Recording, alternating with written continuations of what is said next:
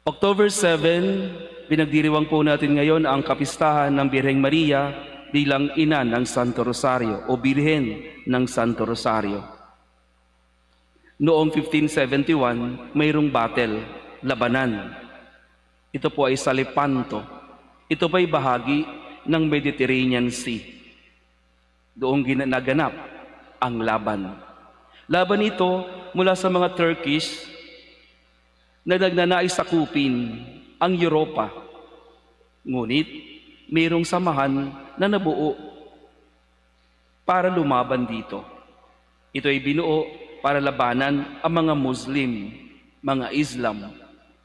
At ngayon, dito nga, nagnanais nilang sakupin ang Europa. Pero kailangang ipagtanggol ang Europa. Ang Europa noon ay sentro ng Kristyanismo. Lumaban sila, alliance, sama-sama. Itinalaga ni Papa Pio IX ang laban na ito sa tulong ni Birheng Maria. Habang lumalaban, sila'y nagdarasal. Yung mga naiwan sa kanilang mga tahanan, sila'y laging nagdarasal sa ating ina upang tulungan sa laban na ito. Ito ang pinakamalaking laban doon sa dagat, sa kasaysayan. At sa laban na ito, nagwagi ang alyansa ng mga Katoliko. Pagkatapos nito, naideklara ng Papa na tawagin o idagay ang araw na iyon, 7 October, bilang paggunita, pag-aalay sa Birheng Maria. Ang tawag nila ay Birhen ng Tagumpay, Our Lady of Victories. Pagkatapos doon, sinimulan ang pagpapalaganap ng pagdarasal ng Santo Rosario bilang debosyon sa ating ina na si Birheng Maria, sa kanyang ginanap na inspirasyon, sa kanyang tulong sa paglaban sa buhay, sa giyera. Mga kapatid, pagkalipas ng ilang panahon, binago ni Papa Gregorio ika-13 ang kapistahan na ito. Tinawag itong kapistahan ng Birheng Maria bilang Birhen ng Santo Rosario. At ito ngayon ang ating inaalaala. Ipinagdiriwang ngayon ang ating debosyon sa ating ina na si Birheng Maria. Pagdarasal ng Santo Rosario. Meron itong kutumba sa Pilipinas. Meron din kasaysayan ganito ang Pilipinas. Dahil makalipas ang 75 taon, tayo nasasakop noon ng Espanya. Ngunit, meron pang naisumakop sa atin, ang Netherlands, the Dutch. Ngayon, pupunta sila sa Pilipinas para sakupin. Pero hinadlangan ito ng hukbo, pandagat, upang labanan sila at adlangan. Ang laban na ito ay inilagay din sa tulong at proteksyon ng ating ina na si Birheng Maria. At sa laban na ito, nanalo. Nanalo ang Pilipinas, nanalo ang Espanya laban sa nais pang sumakop sa atin. Ang tawag po dito ay Battle of Lanabal, na ngayon ay kapistahan sa Santo Domingo ng patrona ay Birhen ng Santo Rosario. Birhen ng Santo Rosario ng Lanabal. Mga kapatid, sa dalawang istoryang ito, ipinapakita sa atin na ang buhay ay labanan. Hindi pwedeng tumahimik lamang dahil mayroong mananakop, mayroong sasakop sa buhay natin. Ngunit kailangang ipagtanggol ang buhay, ipagtanggol ang pananampalataya. Battle, labanan. Sa banal na kasulatan, ipinapakita rito lahat puro labanan at labanan. Sa kasaysayan, makikita natin maraming labanan. At itinuturo sa atin, ikaw ay kailangang lumaban sa buhay. Ang buhay ay laging labanan. Laban sa mabuti at laban. Laban ng mabuti sa masama. Ngayon, kung wala tayong gagawin, tayo ay talo sa simula pa lamang. Kailangang lumaban.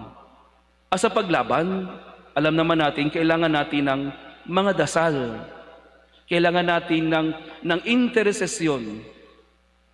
At ipinapakita sa atin sa dalawang kasaysayan na ito, ang Birheng Maria ay lagi na lamang gumagabay sa kanyang mga anak. Laban ng buhay.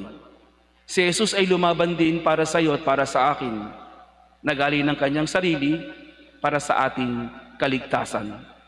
At ang kanyang ina, si Birheng Maria, ay patuloy na tumutulong at nakikipagkaisa sa kanyang anak upang tayo ay maligtas. Ipinapakita sa atin ng kasaysayan, humingi tayo ng tulong, lagi tayong magdasal. Itinuturo sa atin ng banal na simbahan na ang pagdarasal ng rosaryo ay isang instrumento ng paglaban sa kasamaan. Paano na lang kung tayo hindi marunong magdasal? Tayo laging tahimik, walang kibo, o kaya naman lagi na lamang pinababayaan ang masasama na mamayani sa ating tahanan, sa ating lipunan. Hindi ka lumalaban, nananahimik, walang ginagawa. Hindi namumuhay bilang isang Kristiyano, nagpapaagos sa daloy ng buhay, sa daloy ng kamalian sa lipunan, ng kasamaan sa lipunan. Mga kapatid, ang buhay ay isang laging labanan. At laging sa paglaban na ito, kailangan natin ng tulong at mga panalangin. Nandito ang isang instrumento, ang Santo Rosario, upang sa ating laban ng buhay, meron tayong nilalapitan, mayroong hinihingan ng tulong ang ating ina, si Birheng Maria. Ang laban na ito ay hindi lamang tungkol sa mabuti at sa masama. Ang laban na ito ay tungkol sa kaligtasan ng ating kaluluwa. Kaligtasan ng kaluluwa ng buhay ko at buhay mo. Kaluluwa ng iyong anak, ng iyong asawa, ng iyong mga kaibigan. Buhay. Kaligtasan ng buhay. At sinasabi sa atin ng ating ebanghelyo ngayon, sino ba ang aking ina at sino ba ang aking mga kapatid? Sinasabi dito, ang aking ina at ang aking mga kapatid ay ang sinumang sumusunod sa kalooban ng aking amang nasa langit. Mga kapatid, hindi mahalaga dito yung ipinapakita sa atin dito ang relasyon sa dugo, nanay, mga kapatid. Kung sinasabi dito ni Jesus, mayroong mas malalim ang relasyon sa Espiritu.